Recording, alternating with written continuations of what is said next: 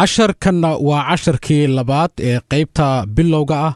casharkani waa cashar isaguna sidaasoo kale bilow hoose ah. waxaannu ugu talagalnay ardayda hadda bilaabaysa luuqadda ingiriisiga. waxa uuna la socdaa casharkii hore. haddaba haddaannu u soo qaadanno dadka barashada, qaabka barashada, salaamaha sidee loo yidhaahdaa?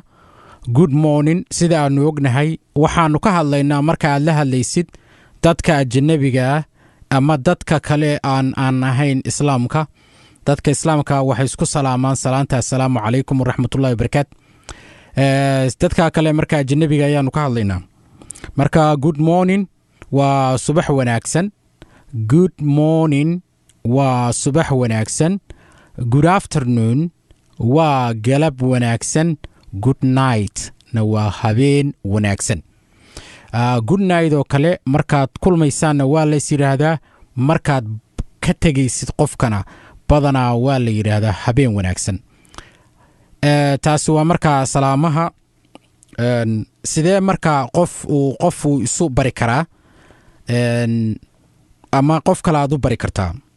haddaad tusaale ahaan aragti inaad tidhaahdid qofkan waxaa la yidhaahdaa axmed oo kale. this is axmed.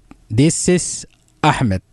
axmed ereyga badanaa ayagu waxay ugu dhawaaqaan dadka aanan karin xa'da ahmed. marka waxaa u fudud qofkaas inaad tidhaahdid axmed, laakiin aad bartid sidaasoo kale dadkana pronunciationka ama qaabka loogu dhawaaqo ee saxda ah magaca inuu yahay axmed. marka waxaan rabtaa inaad tidhaahdid axmed waa arday cusub oo ku cusub iskuulka. Ahmed is a new student in this school. Ahmed is a new student in this school. Ahmed waa arday cusub oo ku cusub iskuulkan. He is from Somalia. He is from Somalia. waxa uu ka yimid Soomaaliya. marka aynu ka soo qaadno meel shaqo inay tahay, waxaa rabtaa marka inaad tidhaahdid this is Halima. qofkani waxaa la yidhaahdaa Halima. she is a new worker. waa qof cusub oo shaqaale cusuba. she is from Somalia. waxay ka timid from Somalia. Soomaaliya ka timid. haddii lagu weydiiyo qof uu ku yidhaahdo what do you do, waa maxay macnaheeda? what do you do ereyga waxa weeye what's your job, maxaad qabataa ama maxay tahay shaqadaada? I'm a mechanic baad oran kartaa, waxaan ahay mechanic. I'm a taxi driver, waxaan ahay qof gaari taxiya wada. I'm a truck driver, waxaan ahay qof gaari traaga wada. I am a production worker, waxaan ka shaqeeyaa laymanka productionka. I am a assembly production worker. assemblygana sidaasoo kale waxaa la yidhaahdaa meelaha qalabka ee la isku xirxiro noocoo doonaanba ha noqdaan, ama computer ha noqdo ama furniture ha noqdo ama qalab kale. assembly productionna sidaasoo kale badanaa waxaa loo isticmaalaa sidaasoo kale laymanka ama shaqooyinka meelaha wax soo saarka ama noocay doonta ha noqotee u badan meelaha Soomaalidu hadda Mareykanka ka shaqeeyaan. waxaan rabaa inaad u sheegtid qofka sidaasoo kale shaqadaada waxa ay tahay. waxaadna oran kartaa siyaabo badan. my job ama my duty ama my work. ereyo badan baa la isticmaalaa. marka hadda tusaale ahaan haddii shaqo aad dalbanaysid oo kale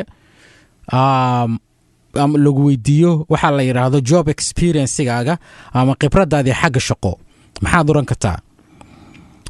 duty waxaa weeye shaqooyinka uu qofku qabto. what was your duty haddii lagu yidhaahdo maxay ahayd shaqadaada aad markaad meesha aad ka shaqayn jirtay aad qaban jirtay? my work was to put the product on a grinding machine. shaqadaydu waxay ahayd in aan wax soo saarka ama waxaa markaa ka shaqaynaysid, haddii uu noqdo ama hilib ama hadduu noqdo waxyaalaha qudaarta ayaan waxaan ku ridayay mashiinka cajiima. so waa markaad shaqadii aad ka soo shaqaynaysid aad ka bixinaysid job experiencega waxa la yidhaahdo oo ah khibradaada aqooneed oo aad u leedahay shaqooyinka aad ka soo shaqaynaysay. marka waa laga marmaan waddankan inaad qofka aad tilmaami kartid waxyaalaha aad ka soo shaqaysid. I used to work in a production line haddaad oranaysid waxaan kasoo shaqayn jiray line production ah. I'm looking for an production line jobs waxaan raadinayaa shaqo oo shaqooyinka wax soo saarka ah. Ama I'm looking for a job assembly jobs. waxaa dadku Soomaalida aan qaarkood luqadda aan aqoonin waxay ka shaqeeyaan shaqooyinka sida janitorialka oo adag qofkan yani shahaadada dugsi sare haysan oo kale inuu ka helo wadanka shaqo way adag tahay. Janitorial waxaa la yiraahdaa dadka ka shaqeeya nadaafadda qaas ahaan qaybaha lagu dhaqo ama lagu hagaajiyo sida musqulaha oo kale. Cleaning jobs ama xafiisyada iyo lagu hagaajiyo janitorial cleaning jobs. Marka so that's how you can say what do you do hadii lagu yiraahdo maxaad qabataa. I work in a production line waxaan ka shaqeeyaa lineka productionka ama I work in a assembly line waxaan ka shaqeeyaa meelaha wax soo saarka. Marka qaybtan waa qaybtii labaad buugayaga 10ka maanta aan ka qaadanayno.